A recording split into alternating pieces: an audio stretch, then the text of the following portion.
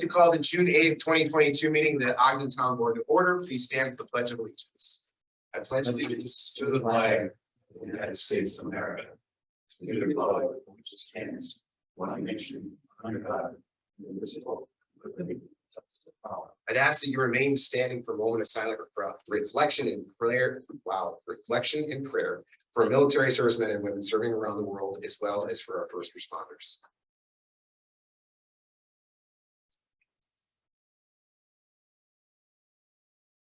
Thank you.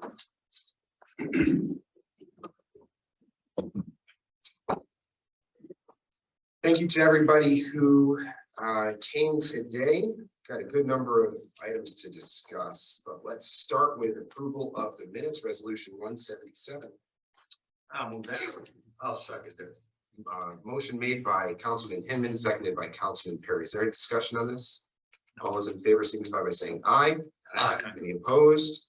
Item carries. Next is privilege of the floor. If there's anybody here that would like to address the town board at this time, please come forward, state your name, your address, and what you're here for.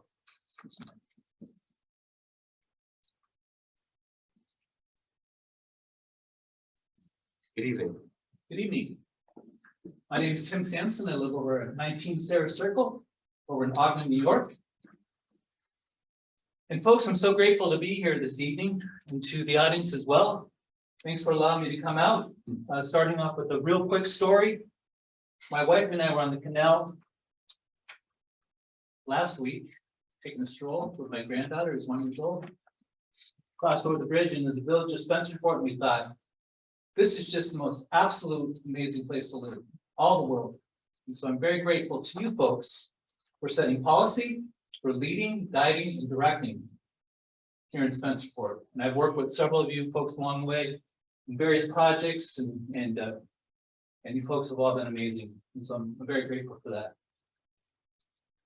On July 2nd, 2022, my family and I are so grateful to celebrate 20 years of Ogden and Spencerport, specifically 20 years on Sarah Circle. And as the elder statesperson of Sarah Circle, yea, verily, the senior spokesperson, I'm very glad to be here tonight. I'm very thankful once again. There's three reasons I'm here: to represent the beautiful families, beautiful new families on Sarah Circle. The neighborhood's kind of turned over a lot in the last 20 years. A lot of new families. Secondly, to represent the grandchildren. Full of 4 grandchildren. Another way. Congratulations. Thanks. Thanks so much.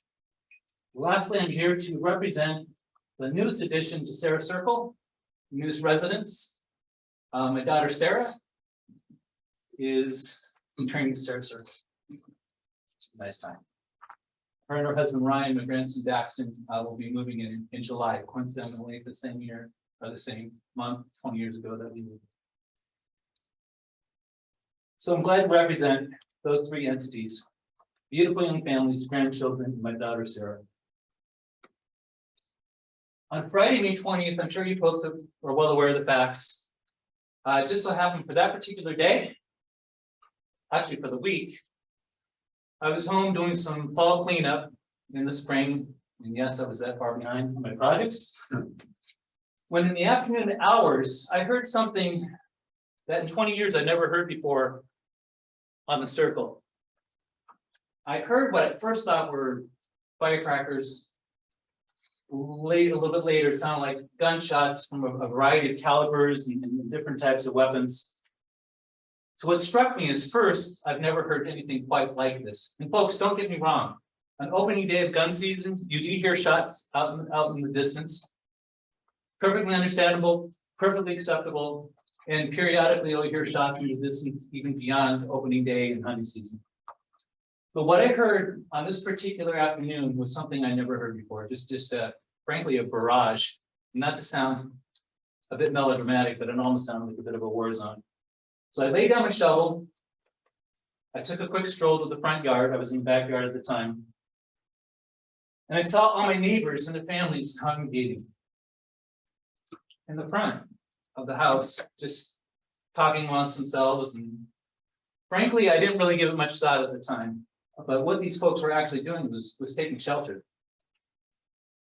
So I saw that nothing was really outside of the volley here and there gunfire that had somewhat subsided by this time. I took a stroll to the backyard again and resumed my duties. A couple hours later, I was mowing my lawn. And I saw the valued members of the Ogden Police Department over at my new neighbor Joe's house across the street. So I thought I'll try to make myself a value, see if I can offer assistance.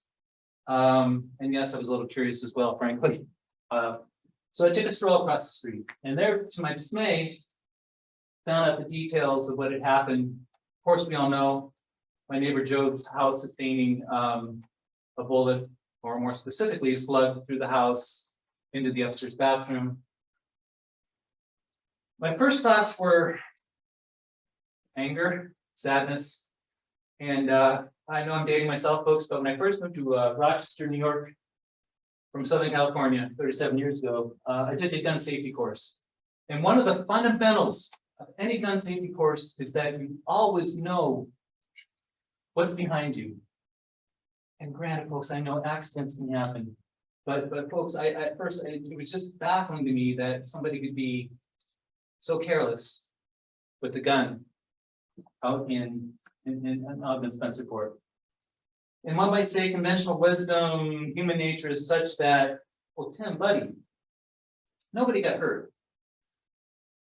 I concur. I'm very grateful for that. Nobody getting hurt.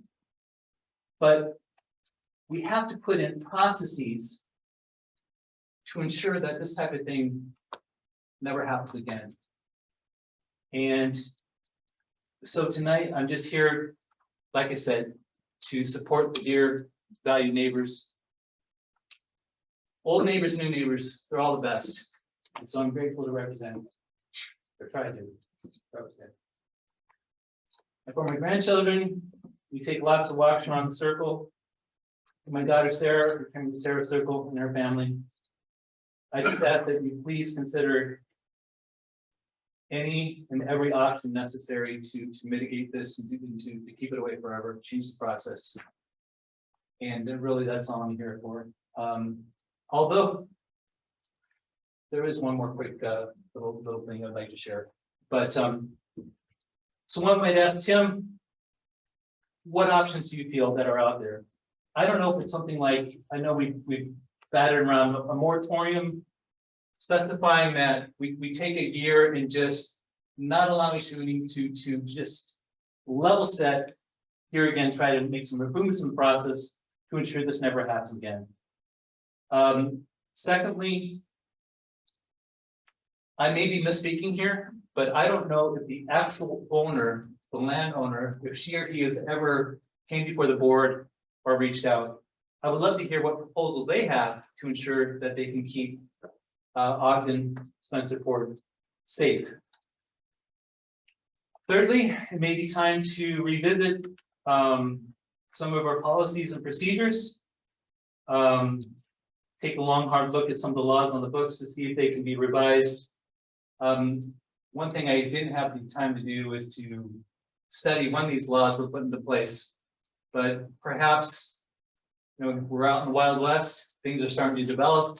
Maybe there wasn't as many developments back when these laws were put into place. So that's my simple reason for being here. I just want to say thanks again for all the wonderful things you do. That's a great thing going on. Friendly people, friendly city, town, village. What questions do you have for me? Anybody in the group? Thanks again. Oh, thank you. If I may, just one other quick topic, if I may, I'll be really quick because you folks have been so patient in time. When I moved in 20 years ago, here in Ogden Spencer Court, I was, I'll be frank with you, I was struck with the amount of graffiti that I saw in the town. If we benchmark with the village of Fairport, which kind of mirrors us on the east side, a charming village as well. Folks, there's very little to no graffiti. And I understand that graffiti, it's a form of self-expression. And some cities have embraced it and adopted it and celebrated it. I'm just not of that persuasion. I feel that that's maybe a way of navigating around the problem and the root causes of the problem. One thing I will say, in the last 6 to 8 months, I'm not sure what's happened, but we made more of a concerted effort to get rid of the graffiti. I think about not the main bridge in 259, but some of those other bridges. Folks have been making more of a concerted effort to cover that graffiti up, and that just warms my heart. And I would just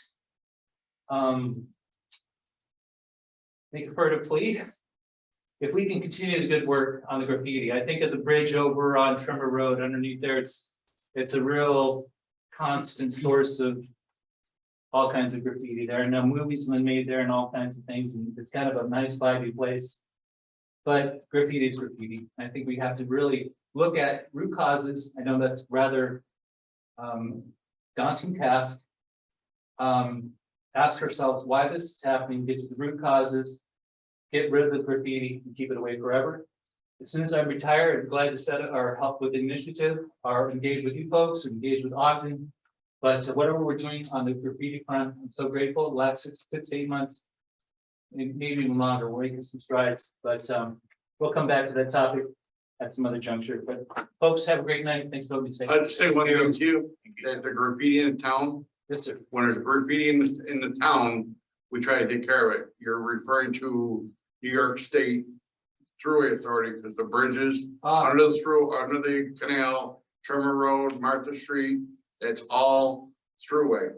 Good to know. So it's not the town. Any graffiti goes on in the town, as a highway department, we try to get rid of it as soon as we can, but those bridges are from the state. Hey, Oh, Dan, would they have a state representative? yeah, is that the Canal Corps? Yeah, Yeah, they're actually, I was on the phone with them today. They're very responsive. Good to hear. So if you want to reach out to my office, I'll give you the number of the liaison that we work with. She's wonderful. Fantastic. Happy to help. And I know just as soon as you get rid of it, Yep. pops up. So that's, and I know there's probably several different reasons why it's there, why it happens, or if it's tagging, who knows what the sources are. But yeah, I'd be really grateful to kind of advocate as well. Absolutely. So thanks again, folks. Thank you for your time. Appreciate your time. Is there anyone else that wishes to address the board at this time? Yep, come on, sir. Mark Geringer, 200 Ogden Center Road. Good evening. I was gonna talk to you guys about one thing tonight, and it got changed already. How does that pretty happen? good influence. Yeah.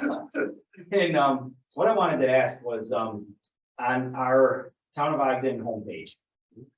It was recently updated, and I'm just curious, does the board vote on who does that update, or who does the update on the webpage? We have several people, departments that tend to update the webpage. I will tell you that before the majority of the people sitting up here got into office 6 months ago, I don't believe that phrase that I believe you're mentioning had been updated in decades, a decade. I mean, I looked it up, it looked like it was from 2014, it hadn't changed since then. well, the phrase itself and the wording of what was there for sure. But I think I know what you're talking about. And I think that there's a difference between when anybody in this room and when anybody says the town of Ogden, we're not necessarily saying each and every resident. What we're saying is as a representative of the people in the town, that based on things like a comprehensive plan, things like a future use or future growth map, that those are the initiatives that have been set up by previous groups of individuals that said, this is what we want to see the town do. The last time a comprehensive plan had been done is 2012. So I think that's because you're referencing certain wordage that was there or something like that. Yeah, Okay. because it really struck me as odd that it said that the town of Ogden's desire, it is the town of Ogden's desire to encourage commercial and industrial growth. And I'm like, man, how did I miss that for the last 8 months? Yeah, it's been like, there for a bit. Huh? I've never met a resident that says, man, we want to be more like Henrietta. We want more commercialization in our town, less residents. I mean, that's me. So I guess I just wanted to bring it up that I think it would be really good if it was a group of people that put it together I think it would be great to put a survey out to the residents when it comes to certain things, because that to me just, I'm so glad that was changed. The other thing I guess I would just offer on that is, since residents, I would hope is our goal. In the very beginning, we talked about there's successful boutiques, hair salons, a jeweler, coffee houses, restaurants. If we're trying to let potential newcomers know what's there, we don't mention a grocery store. Is there a reason we wouldn't want to mention that we have a grocery store, but yet we have all these other amenities? I think the whole thing is a little bit strange, to be completely honest, because we're also mentioning those things that are in the village. The village is in the town. I Right. fully understand that. Yeah, I guess the one thing I'll say is, you know, we are embarking on a probably a pretty long process of a new comprehensive plan. And in that, there will be a lot of community input by many of the stakeholders, but it'll include developers, which obviously there's a section of the town that is being developed. There's a section of the town that will be preserved for farming, for residential. There's a lot of that will be going on. And to your point, and to your credit, I think maybe having something that is developed by the committee makes a lot of sense. Problem is, and you know this, that committee could be very pro, you know, we want to see, you know, more carrots in town, and someone else is going to say, well, strawberries is my favorite. You try to be as general and as possible in a global vision and not as specific. But to your point, second we add in groceries, someone's going to say, well, why did you leave out martial arts, or you know what I'm saying? Yeah. So I do think we try to capture the big picture. But again, to your point, I think there's room for improvement. I was just curious, how did you know what I was going to speak of? Actually, I think we got a message from somebody. Okay. Did you bring that to me? Yeah, and so when we looked at it, I was like, I certainly didn't write this, and I asked around, did you write it? And it's just one of those things that over the last 6 months, there's been some updating that's been needing to be done. I actually don't fully disagree with the phrase, because I don't think that it meant specifically that every member of the town of Ogden is pro smokestacks and nuclear power plants. I think in general, what it was alluding to is just development. We don't actually, to my knowledge, don't know that we have any retail in the town. And if we do, it's one thing. I mean, all the retail that we have is in the village. So That's in the town. what I mean is outside of the village, I don't know that we even have that. So, which will change. And I do think that that's part of the overall plan of the town, is to preserve, but also to look forward to 2022 and beyond. Yeah, I understand tax base, but I also understand Ridge Road and West Henrietta Road. Fair. I think to your point, part of the comprehensive plan requirements are a survey of the residents. Yes. So that will happen. Yeah, And it'll give the board and the committee a flavor of what the general population views. the other item I wanted to speak of tonight was, I saw, and I'll just preface with, I don't have any plans of putting an outside boiler at my residence. But I wanted to, I know I've been reading the minutes, I'm not able to make all the meetings, but I've been reading the minutes, and I saw that somebody had brought it up around the January timeframe or December timeframe. And then it was talked about in different things, and I know you guys, I believe it was last meeting, you talked about it. Where do we stand on it? We're having a public meeting in 2 weeks. So we put this whole thing together so that we can study it. It's a law change. I mean, it's not like, do you want it? So, I mean, it's a process. And it took a bit of time for us to study it. We also didn't have a building inspector Yeah, for a little bit, and that they would be in charge of doing that. And so we had him really research and compare to other I would towns. just like to state this. Yeah. There were some problems in our town. Yes. 2008 is when the law was put in place. Mhm. 2012, the state put laws in place. Yep. And I'm gonna guess that right now, maybe somebody would know this, but you have to be 100 foot away from a setback. So how many residents in Ogden would qualify Well, yeah, right from that? take a look at the proposed local law. It has an acreage requirement, minimum acreage. I guess where I'm getting at, Dan, is since the New York State DEC already has remedies, Right. If you have a problem, here's your remedy through the DEC. The New York State Health Department already has a remedy. If you have a problem, here's your remedy through them. And you have to have 100-foot setback from a property line anyway. I don't see why the town needs a rule. Well, the current rule is that it is strictly I prohibited. understand it should just be done away with, because the state has now caught up with what the town had to put in place because there were no state guidelines. But either way, we have to change the law, which is that it's prohibited. Yeah, I understand that, but I'm just suggesting do away with that law. well, we That's what did, I'm suggesting, without having to rework it and redo all these things, because there's already ways to remedy the situation if you're complaining about your neighbor through the state DEC, the state health department. And how many residences could really install them when you have to be in Ogden, when you have to be 100-foot away from a property line? It's gonna be pretty limited. and to your point, the proposed local law adopts the New York State DEC and the New York State Health Department regulations as they may change in the future. So you're right on point. Okay.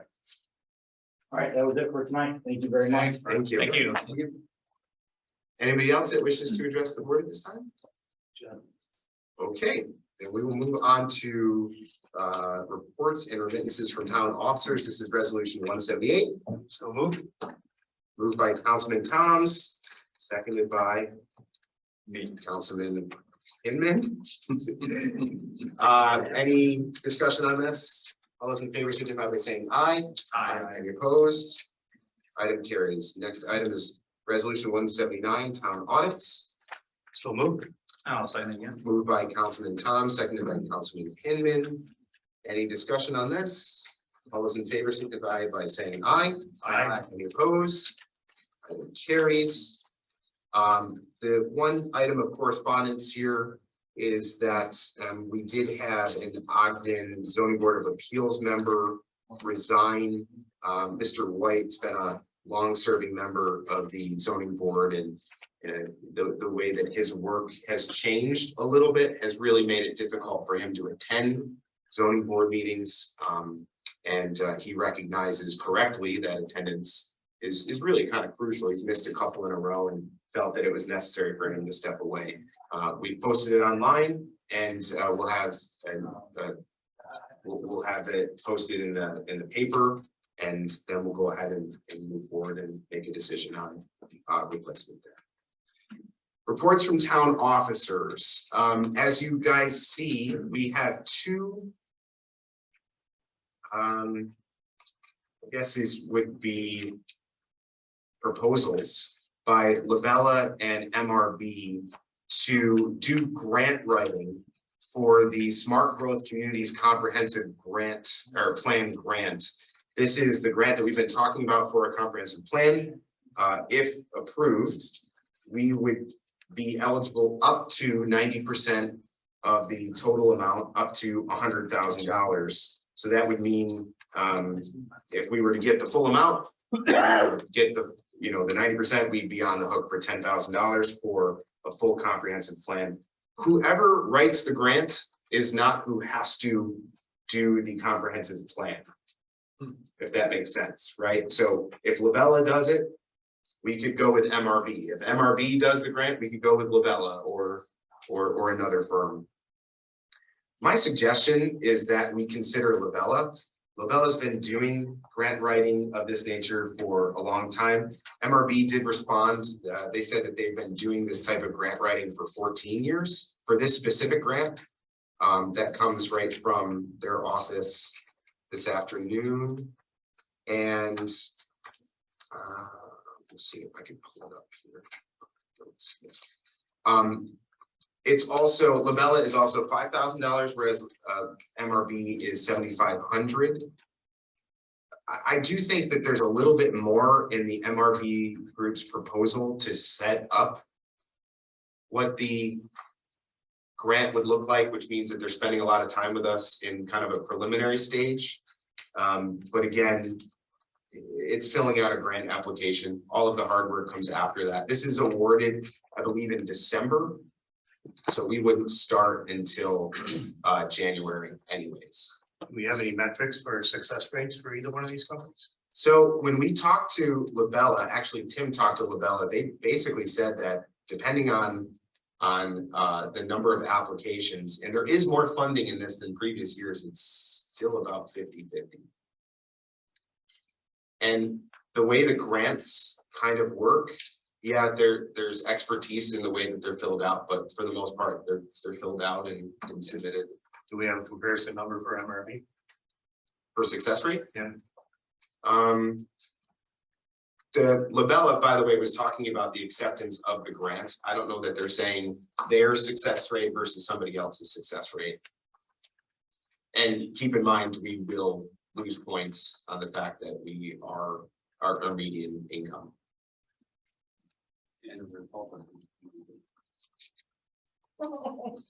Let's strike that from the record. So is there a risk? For sure. 100%. If we don't get it, we will attempt to do it on our own.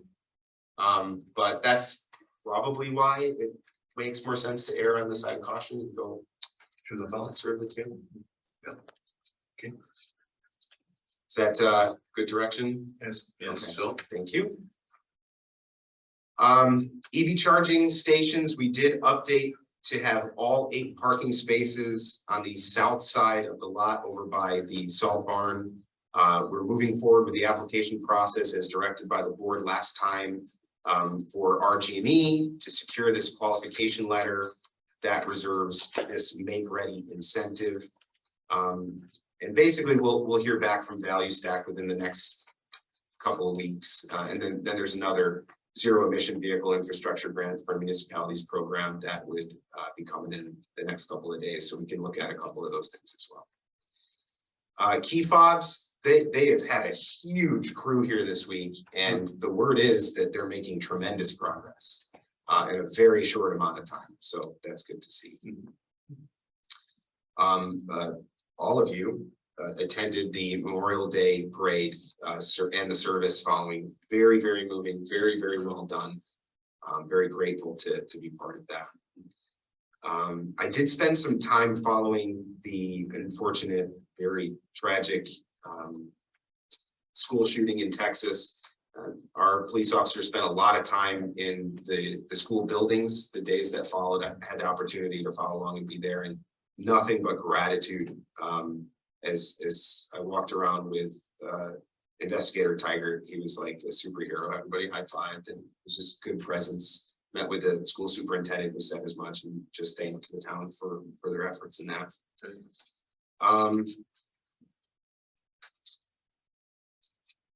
The torch run to support Special Olympics came through town, and I know Steve was able to come, Dan and Noel, and be able to help pass out water to the runners. It was really a sight to behold, raising good money for the Special Olympics games. And just grateful that is the second year in a row it's come through town. They could pick any other place, and just grateful to have that happen here.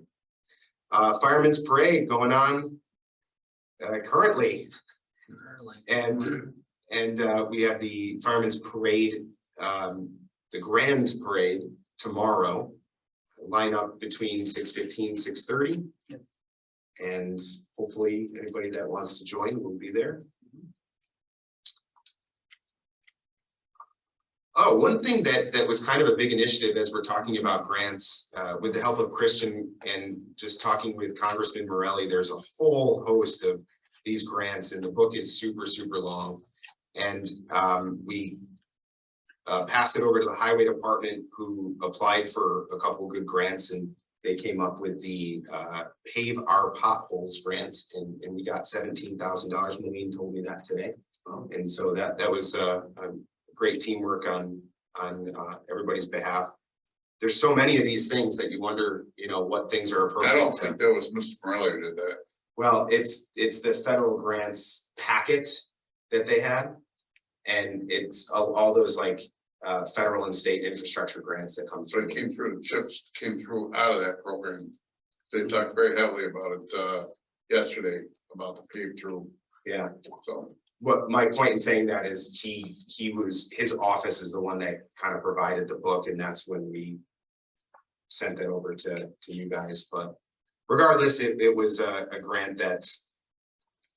I mean, all of this stuff could have slipped through the fingers, and I think it's just good teamwork. That everybody's kind of paying attention to those things. Senator Ort is coming here Tuesday, June 14th at 9 a.m. You're all welcome to join. He wants to recognize some of the officers that took place in the car wreck and fire that happened a week ago. And so I just wanted to make you aware of that. We had spoken last time about Ellicott development, and you have a updated, very rough map here. We had expressed some of our concerns for site 1, which is that Quickly's, and also, you know, the potential for the development across the street at Mr. Hage's property. I'd explained that we had put together a committee of people to really talk this through. And at that meeting, it was determined to conduct a long-term, long-range traffic impact study for both 259 and 31 to include this. So I asked them to update their map, which was from 2015. And we got word this week that they have secured SRF Associates to conduct the study. It will take about 2 months. They're doing fact finding right now. And so that's sort of the update for all of that. I actually think that's a really good thing. Yeah. But at the end of the day, the state's going to say this is what is allowed. And with the zoning that is there, after that, we can still control some things, but after that, the state will make the ruling and the zoning will make the rest of the ruling, and then the planning board will have some say. That was a really good big update for us. So that's what I have. Councilman Baker.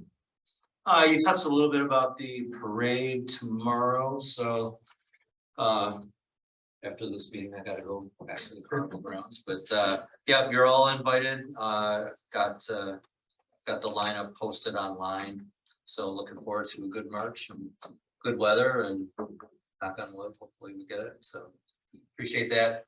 Speaking about Senator Ort, Senator Ort and Assemblyman Jensen sponsored a bill that passed both houses in the legislature, renaming a portion of Union Street from Nichols through the village of Spencerport to Big Ridge, I believe, renaming it the Robert Fowler Memorial Highway in memory of Robert Fowler, who was a life member of the Spencerport Fire District or Fire Department, died in 1997 during a windstorm responding to a call. So that portion of Union Street, it's going to still stay Union Street, but there'll be a sign erected that rededicates it and renames it. So I know that both Senator Ort and Assemblyman Jensen will have more details about it. That legislation now goes to Governor Hochul's desk for signature. So we're just waiting on signature on that, but I'm sure both their offices will be in touch with the town about when that dedication is going to happen. That's it. Thanks, Aaron. Councilman Hinman. I just wanted to talk about, we all got the March, the Memorial Day Parade, which was great, but this is just a good time of year. I just encourage everybody to get out in the community because we get to see a lot of the great things, and the more we're out in the public and mingling, the better it is for everybody. So, we got parades coming up and everything. So there's a lot of stuff coming out in the summer. So just encourage everyone to get out there and get involved. So see everything that we got to offer in Ogden. So that's it. Thanks, Josh. Councilman Perry. I have no report tonight.